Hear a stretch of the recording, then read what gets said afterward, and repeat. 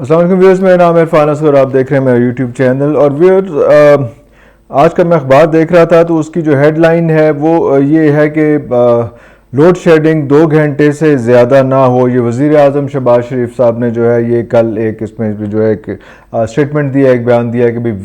Load shedding 2 گھنٹے زیادہ نہیں ہونی چاہیے. پتہ نہیں کیوں ہو رہی ہے، کیسے ہو رہی ہے، کسی کو پتہ نہیں، لیکن بس انہوں نے کہہ دیا کہ یار اس سے نہیں ہو رہی. اس سے ایک اور چیز اخذ ہوتی ہے، میں آپ کو بعد میں بتاؤں گا. اس کے ساتھ ساتھ ایک اور چیز بھی چل رہی ہے، اور وہ یہ ہے کہ ایف آئی اے نے شہباز شریف اور حمزہ کی گرفتاری مانگ لی ہے. عبوری ضمانت میں 11 جون تک توسیع. تو مطلب یہ بڑے انٹرسٹنگ سچویشن چل رہی ہے کہ جہاں پہ وہ اجلاس سے خطاب کرتے ہیں اور آتے ہیں وزیر اعظم صاحب. اور اگر تھوڑا سا پہلے کہ آپ کو بتاؤں تو بھئی وہ گئے وہاں پہ پہلے عدالت میں پیش ہوئے، اور وہاں پہ جو ہے ان کی عبوری ضمانت جو ہے وہ اس میں توسیع ہوئی. اس کے بعد وہ چلے گئے ٹرکی، اور وہاں پہ افسر بن کے سارا کچھ انہوں نے کیا، اور ان کا بیٹا بھی آیا جو کہ یہاں پہ مطلوب ہے. وہ ساری چیزیں آپ نے دیکھی، ہم لوگوں نے ویلاگز وغیرہ بھی کیے. اس کے بعد واپس آئے تو آرمی چیف صاحب سے ملے، کوئٹہ گئے، کوئٹہ جا کے جو ہے وہ فوج کے جو افسران ہیں ان سے انہوں نے خطاب کیا اور سارا کچھ کیا. اور خطاب کی جو کہانیاں اندر کی نکل رہی ہیں وہ ان پہ میں بحث میں نہیں جا رہا اس وقت اس میں، لیکن اس کے ساتھ ساتھ انہوں نے جو ہے اس کے بعد واپس آ کے جو ہے وہ پھر اپنی پیشی بک دی. اور اس میں جو ہے وہ یہ جو جیسا سے کہہ رہے ہیں کہ ایف آئی اے نے کہا کہ ذرا یس کرائیں حمزہ شہباز کو اور شہباز شریف صاحب کو، ہم نے ان سے ابھی انکوائری کرنی ہے منی لانڈرنگ پہ. تو مطلب یہ کتنا عجیب قسم کا مذاق ہم سب لوگوں کے ساتھ چل رہا ہے کہ فوج سے خطاب وہ کر رہے ہیں، آرمی چیف کے ساتھ وہ پھر رہے ہیں، انٹرنیشنل دوروں پہ جا رہے ہیں، اور ان کے دوران اپنی پیشیاں بھی بھگت رہے ہیں. تو یہ ایک عجیب صورتحال ہے. میں ابھی بات کر رہا تھا وہ جو ایک تحریک چلی تھی، ایک تحریک میں کہوں گا اس کو، وہ کون تھا ٹائپ جو چیز تھی اس میں، تو اس میں کافی ساری ڈیولپمنٹس ہوئی ہیں. اور کچھ چینلز نے جو آبویسلی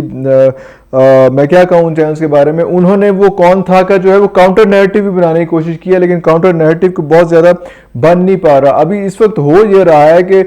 سب لوگ جو ہے وہ کام شام چھوڑ کے نا اس چیز پہ لگے ہیں کہ خان صاحب کیا کرتے ہیں اور اس کے بعد ہم نے اس کے بارے میں کیا بیان دینا ہے. جس طرح سے آپ نے دیکھا کہ وہ ہم دیکھیں گے والا جو ہے وہ انہوں نے وہاں پہ یہ نظم چلانی شروع کی اپنے جلسوں میں، تو سب نے یہ چکر چلانا شروع کر دیا کہ یار ہم دیکھیں گے کیوں کر رہے ہیں یہ، اور اس پہ بحث شروع ہو گئی کہ ہم دیکھیں گے والا جو ہے وہ والا نہیں ہوگا. اور جاگ رہا ہے سارا وطن جو ہے وہ ساتھیوں مجاہدوں، وہ اس پہ اعتراض آنے شروع ہو گئے، لیکن کوئی کاؤنٹر نیریٹو نہیں آ رہا، کوئی سٹرونگ نیریٹو نہیں آ رہا. تو ابھی میں آپ کو ایک نظم سناؤں گا جو ابھی ایک ہمارے بڑے اچھے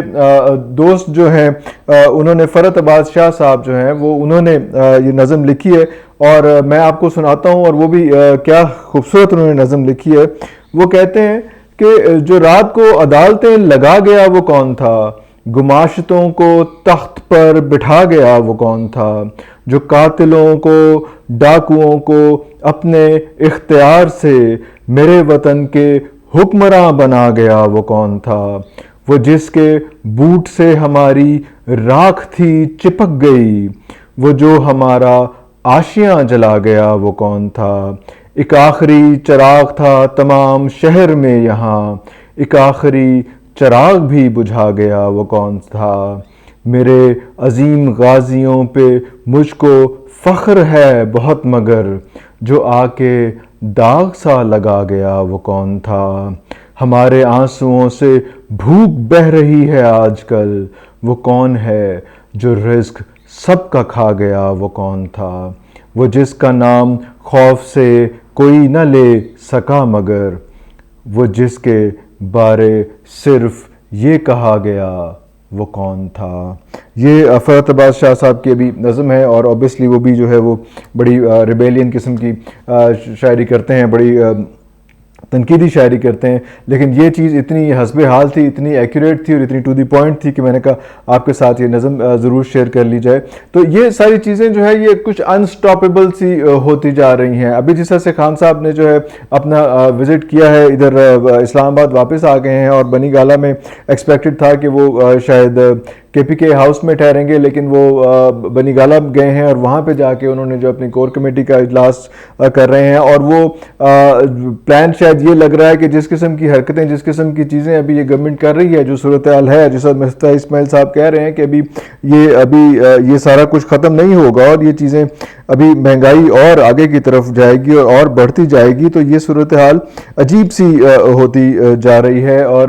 اس میں یہ لگ رہا ہے کہ یہ گورنمنٹ جو ہے وہ خان صاحب بھی چاہ رہے ہیں کہ اپنے بوجھ سے خود ہی گر جائے، ہمیں ایسے اتنا کوئی اہتمام کرنے کی ضرورت نہ پڑے کہ ہم جلسے اور ریلیاں اور یہ سارا کچھ کریں، کیونکہ جس پیس سے نوز ڈائیو کر رہے ہیں، اور ابھی بھی انہوں نے جو ہے جو خام تیل یا تیل جو ہے وہ رشیا سے مانگنے کا جو ہے یا رشیا سے پرچیز کرنے کا فیصلہ نہیں کیا ہے، جس کی وجہ سے کافی مشکلات انہیں مزید ہوتی رہیں گی۔ لیکن ہم نے یہ بھی صورتحال دیکھی بہت سی جگہوں پہ کہ اس طرح سے بھی ہوتا ہے کہ خود سے ویکیوم، خود سے پریشانی، خود سے اپسیٹ کریٹ کیا جاتا ہے۔ 10-12 گھنٹے کی لوڈ شیڈنگ، پیٹرول کی ایکسٹرا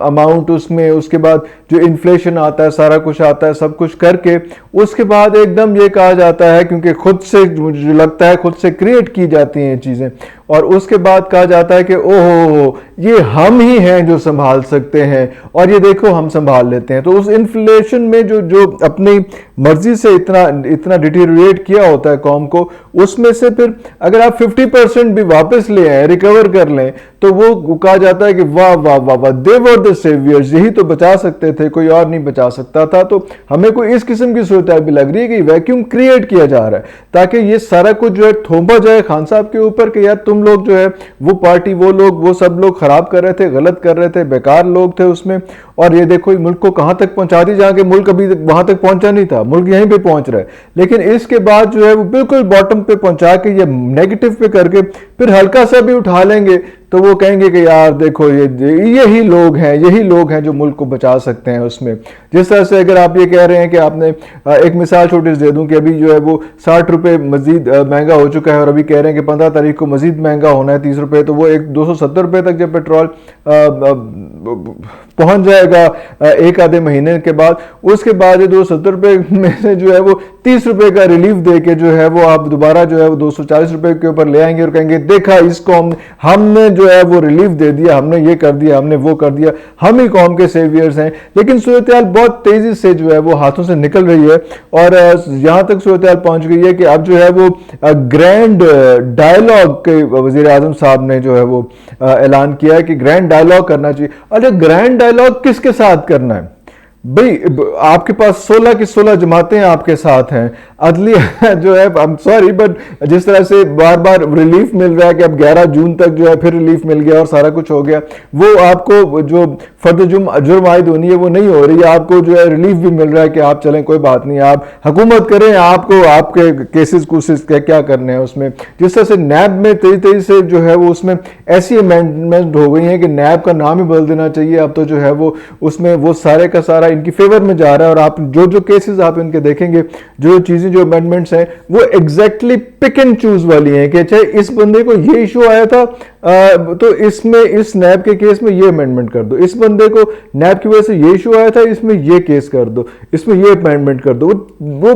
اس طرح کی ایک پوائنٹ کی جو ہے وہ امینڈمنٹ کی کہ کوئی بندہ کسی بھی طرح کسی بھی سچویشن میں نیب کے ہتھے نہ چڑھ سکے، کوئی اکاؤنٹیبلٹی، کوئی چیک اینڈ بیلنس، کوئی ایسی چیز نہ ہو سکے۔ میں یہ کہہ رہا تھا کہ گرینڈ